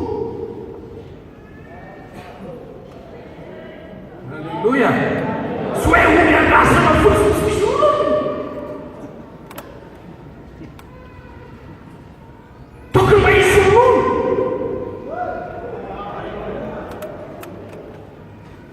tsy mamorona aho fa tenin'Andriamanitra ary jereo tsara mitantara faharotany faraika amin'ny telopolo andiny faefatra fa tamin'ny andro ny mpanjaka tsara fananankiray dia nisy ny fahalalam-pon'ny olona mitondra fanomezana dia ninana ny mpanompona voky ny mpanompon'Andriamanitra ary Jehova dia mitany dia raha Andriamanitra ny amin'izany maro ny zavatra azo tenenina toy ny hoe misambotra ny oson'Andriamanitra taka ny ataony Elisa tamin'ny Elia taka nataony Titus Timoty tamin'ny Paul sambory ny oson'Andriamanitra eo mpanompon'Andriamanitra nanahoana moa zao ny Elisa an'izany tiany Elia izy tsy nety nisaraka tamin'ny Elia izy nanana zavatra keleny izy ny anjaran'ireo tamin'ny fanany Elia mpanondradrano miasa natao tao na dia manara-pahapiasa zany tiara miaraka taminy izy tsy nisaraka mihitsy tamin'ny Elia ary hitatsika fa azo ny takizany koa Titus takizany koa Timoty dia nanaraka Paoly taizataiza ary dia tonga nahazo ray ozo tao fandimbiasa tiavanao mpanompon'Andriamanitra mahatonga anao mandray fahasoavana eo fanana dia raha Andriamanitra miarosy miaro mpanompon'Andriamanitra arovo izy dia ndray koa tena nampidiny mpianatra tamin'ny sobika satria mafy ny fanenjea tsy tiany izy ireo faty narovana tantara frera Daoda teto tany Palestine izay izy dia naiky hamono anay Islamo dia nisy ralama efo nanafina anay narovana izay zany fitiava mpanompon'Andriamanitra na ny masonareo aza mokolo ny ezorona mba homenahy satria tena tia ianareo mila manam-pitiavana mpanompon'Andriamanitra tsy mamela azy ho ataon'olona tsinitsinina ianao ao amin'ny Kolotiana voalohany fenaminy folo andiny fahafolo ka hatramin'ny fefatra ambin'ny folo aza fela izy anao tsinitsiny mpanompon'Andriamanitra tsy manendry tsy manisy ratsy ny voziky taky nataony Davida mivavaka ho an'ny mpanompon'Andriamanitra mivavaka itombony isany manety tena eo anatiny fera manome taridalana ny amin'izay tokony natao amin'ny mpanompon'Andriamanitra napetraka Andriamanitra eo anivontsika ny ten'Andriamanitra misotran'ny tompo aho fa voatoroko izany ary ao amin'ny Baiboly zany arao zany hakatoavy izay. Amarana ko azy teny ho any teny fananarana papaireza miavako le figonana Jesosy mamatsy olombovonjy ianareo ary olona nomen'Andriamanitra tombotsoa iay tenin'Andriamanitra tsy misy kilema. Tsaroa fa fanomezana ho anareo izahay mpanompon'Andriamanitra ito. Tena fanomezana sarobidy azany efa mahita mpanompon'Andriamanitra misotra. Halleluja! Loza hoa raha ohatra ka zareny ny mpanompon'Andriamanitra teto Madagasikara. Mafy ny avana izany. Fa manana namana mpanompon'Andriamanitra namana mpiara-miasa tovitandro ray zava-kelena mpanompon'Andriamanitra fanomezana sarobidy ho an'ny fiangonana, ho an'ny firenena. Olona natsangan'Andriamanitra ikarakara sy hanasolo fanahytsika. Tonga be isika aloha ny asa fanompony Israely. Tonga mpandovany fiainana manakizay isika aloha ny asa fanompony Israely. Ilokifenenao ny andray, ilorerentenao ny andray, diandrainao dianray mangatsitsika. Nefa rehefa mitorafo mpanompon'Andriamanitra, miavonay ianao, mafana indray ianao. Asa fanompony ny mpanompon'Andriamanitra izay. Raiso fanomezan'Andriamanitra ho anao ny mpanompon'Andriamanitra. Misoran'Andriamanitra noho ny amin'izy ireo. Mandiana oka tsisitsiny eo anatrehan'Andriamanitra ianao. Mandiana oka tsisitsiny eo anatrehan'ny mpanompon'Andriamanitra ianao. Ny faotana ray izay lehibe indrindra hotahitra dia hotatao.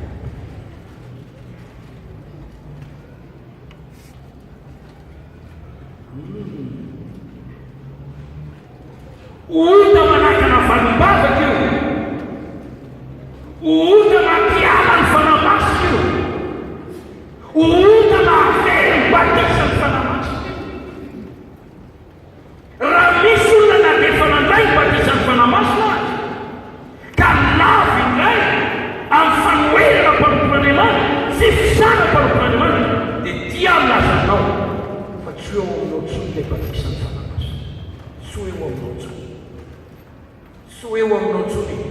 Na ho tadiavinao aza iny, tsy ho hitanao intsony, manapiova ny fonao. Ny Baiboly dia mitanisa ireo karazana ota atao amin'ny mpanompon'Andriamanitra. Tsy finoana azy, tsy fanekena, fanomezantsika,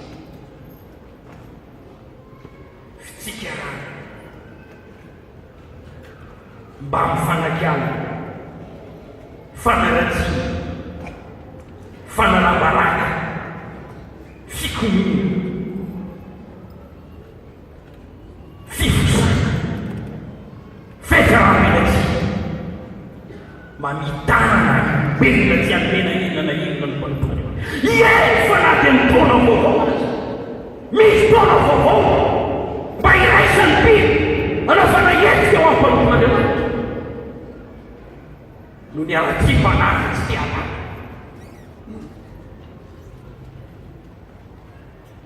Efa na amin'ny fetin'ny ray sy ny rika azy tokony aterofana ny mpanompon'Andriamanitra.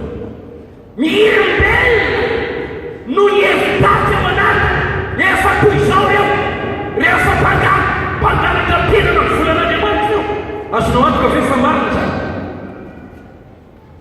Zany ve misy teo mpangalatra zany zay? Izy aloha mitantena ty anarany fananeneniana. Ohatra hoe kely ho mpanompon'Andriamanitra mitanina ny zava-niafon'Andriamanitra. Ma tsarovy fa ny famasinana dia tokony tadiavina. Mizaha mitady fihavanana amin'ny olona rehetra amin'ny famasinana zay tsy manam-pamasinana tsy tamina ale kokoa ianao manao otalafa toy izay manao otaompanompony raha ianao tafalatsaka amin'ny fanoherana mpanomponyandriamanitra vita teo ianao satria le dokotera ara-panahy itsy no minavinao ka ny ordonnance omeny sy traitement atao tsisy raisinao vita ny aminao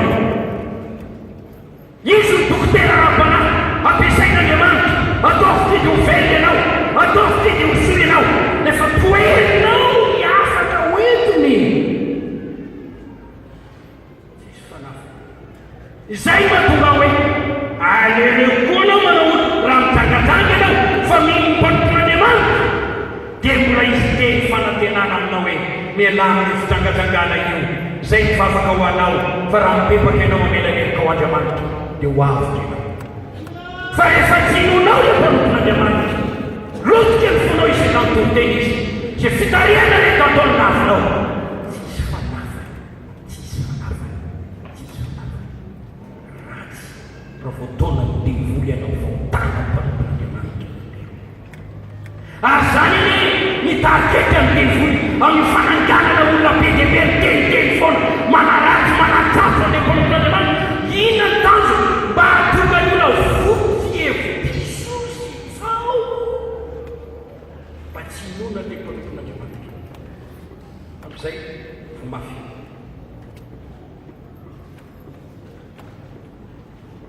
moramora kokoa ny tsarana ny mpanota amin'ny tarihatra amin'ny andro fitsarana sy ny fahatezerana ny aty amin'ny olona amin'ny tarehitra zay ataony fa mafy ny fitsarana olona manota mpantompon'andriamanitra tsy zao ve ny voasoratra ho moramora kokoa ny amin'ny Sodoma sy Gomora amin'ny andro fitsarana noho ny amin'ny olona zay nadiananareo nomenareo ny tenin'andriamanitra fa tsy nandray fa tsy nandray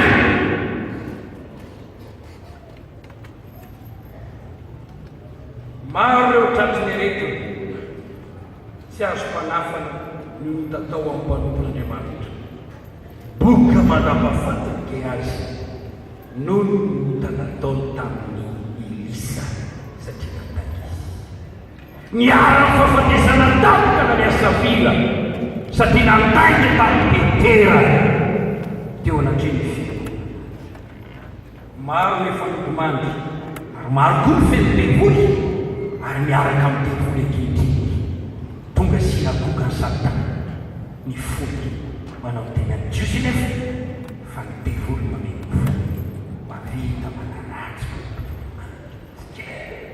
zao tsy misy afa-tsy mamapo azy ny fono teny aho fa teo feno devoly teo ampiasay devoly dia iaraka amin'ny devoly dia manotapa taolona namana ny devoly iza namanay iaka ny mpanompon'andriamanitra io anohatra ny mpanompon'andriamanitra io atonga ny asa ny mpanompon'andriamanitra io ty avana atonga ny asa tonga ny mpanompon'andriamanitra io kivy atonga ny mpanompon'andriamanitra io lava iza namanay taolona ny devoly manao zay mafany azy raha miaraka amin'izay raha teo sambatra atao zay tsara somary ho iaho hoe izy fahasoavana be omen'andriamanitra raha manaraka ny titorolalana ty anao ira lasa labava nahazo fampianarana zany sika androany nomenanao zany mba hampahendy anao amin'ny famozy hitombolao amin'ny fahasoavana mba olo mavotsy olo ny fiangonana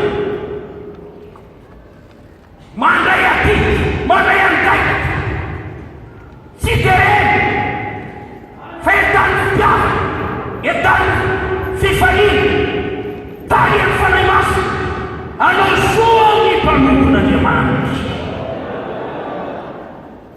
tiako hitsangana teo amin'olony zay renao aloany efa tara fa ten'andriamanitra nabaraka fantatao fanomena Andriamanitra mpanompo ianao, mpitady, mpiara-manompo aminao, pampahely fonao. Halleluia.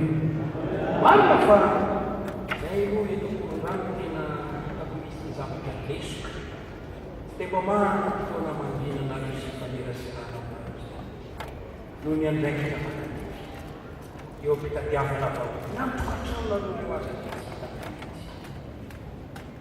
tsy hoe izy tianay tena tianay fa tena be dia be fa zay kosa matataka dia rehefa mba tonga ao am-piangonana ny olona tompo meo azy ny teny tandrify azy mba ho hita ny lalana eny, mba ho fanta ny sitraponao eo amin'ny fiainana ary dia mametaka ny fiainanareo eo am-pera-tanan'Andriamanitra izany ary inonay fa mamaly vavaka Andriamanitra dia raha Andriamanitra ho izany nomena Andriamanitra ho anareo izany ary ianareo koa nomena Andriamanitra anay mba ho anisany ondry hiaraka aminay ary olona hiara-manampo an'Andriamanitra aminay.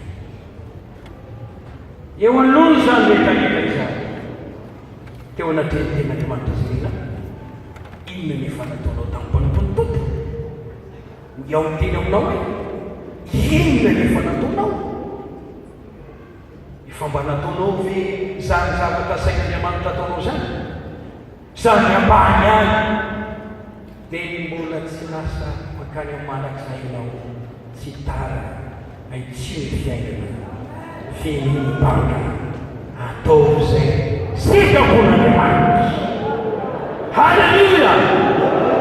Inona ny fikasanao aketo, inona mbola zavatra eritreretinao atao ho anao zay latsaka atao mifanaratsika misy feo tany fianaratra misy teny tamanaky nefasiteratafy manana filabe manana bisy be manana ore olo raha nanana bisy aby tena tately tamin'ny bisy daholo tena marina tately tamin'ny bisy daholo nareo ara manana an'izany filabe zany miofa ohatriny zany ataoko angamba fa tena be dia be ny asa sola ataoko ho an'ny mpitondratena tsy eo mikamboty sy ohatran'izany tsy manana an'izany amin'ny famanofantrano isika zay no zava-misy ary misaky mety ao fibe miafaka miala ny any am-parika rehetrany fa tsy be dia amin'ny fibe avokoa afaka any amin'ny fibe toatra lasa mahatra tomany tena sapelana hitany tapona ozozy teo amin'ny sapelana tomany ary tsy latsaka mihitsy ano ny amin'izany rehetra raha misy mahita vahoana masanganena teo anelelanizy ao koa riavaka okena tsy mpanetsika mpanompon'Andriamanitra mpanompon'Andriamanitra izany eo anaten'Andriamanitra ny tronay eo anaten'Andriamanitra ny petranay ary manomana ny sainana iakika fitsarana ho azy izay zay olona mbola hoampomoany ary mitanana ny fananareo ampitiavana tsy amin'ny fitiavana rena maloto ka raha misy tsy mety rena ataonao so dia izany mahatonga famaimaina so dia izany mafaly amin'ny devoty tsy mety raha manao zay mafaly amin'ny devoty ohatsika mifaly an'Andriamanitra ohatsika tsy mifaly ny devoty ohatsika tsy ampalahelo ny fanamasina mantonite eo anatete inona ny efa nataonao tamin'Andriamanitra inona ny ratsy nataonao raha nisy ratsy tianio ity dia tsy mbola maty ianao mibebà mita nataonao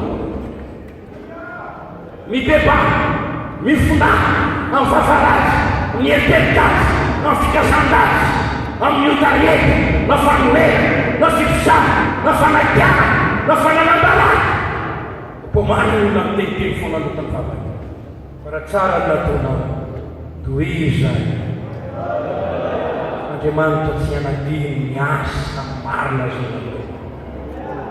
Halleluia. Atao fiedinao dia misambatra ianao rehefa tonga fotoana ialana ity ny vavaha torohevitra ny mpanompon'Andriamanitra. Vavaha fampitandremana ny olona manao ratsy misy tantara tafatoa ny fironana anankiray dia nisy olana na ratsy napalita safotofoto zany nandao amin'ny asa fironana ny olona maro naratra ny fomba tonga nazo reto koa izy ary dia nalary ary teo mbavahoana indrindra no natiavo tena nay napiely fanaratsy nanatro ary efa nanatona dia niaika ny fontany fa izao tena mpanompon'Andriamanitra mamelanao tokoa ao izy mivavatantrao fa izy nataonao andany ianao izy makavoloborona dia mikary ireo politikambo ny apartao eny paster tena atao miverina rihina mbola ataoko paster nanakolo amin'izay ny volobolona namparitanao reno izy tsy vitatosony paster takizany neny izy efa nampely fanaratsy nampelehibe ianao raha ny marina tokony hosotomonao reny fa izao ireo nandoany fiangonana efa nataony fiangonana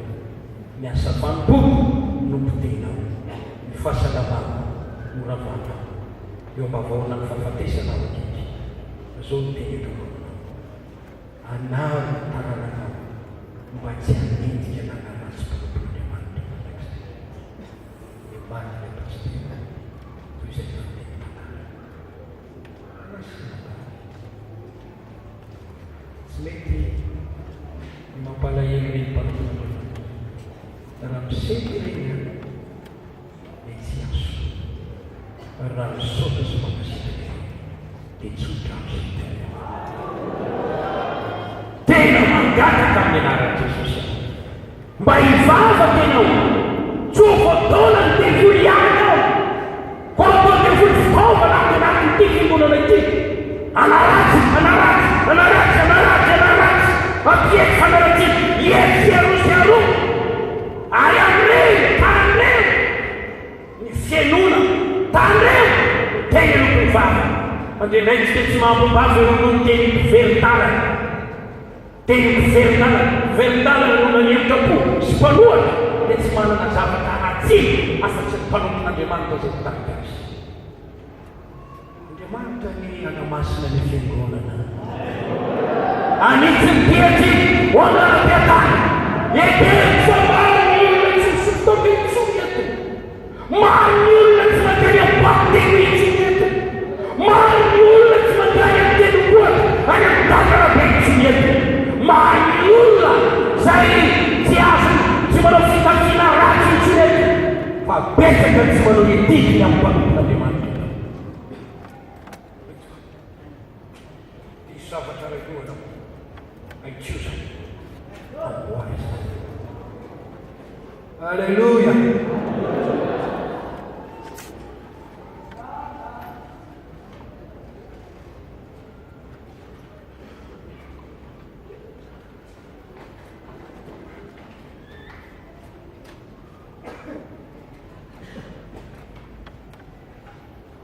fanamasa ny azy ay torana raha manenty teny ianao dia itsy ianao roany ary andrama hotahian'Andriamanitra tena mitsongano anao amin'ny anaran'i Jesosy hotahian'Andriamanitra zay mandray mpaminany andray valitiny aminany zay mandray olomarina andray valitiny olomarina ary nasofina manderan'angatsika ray madinika aminao ireny na dia raha ny fera ihany azy tsovero valitiny tianao hoe hitahian'Andriamanitra renao ny tompoteny arao le tompoko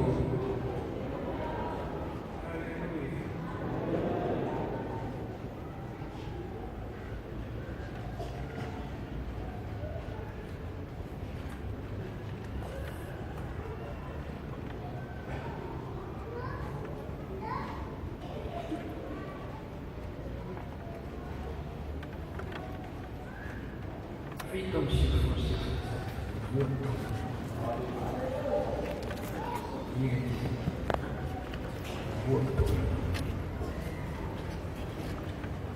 Eu me dico fantasia esatta come si parla con il proprio sempre di andare al sud. Fai come si fosse.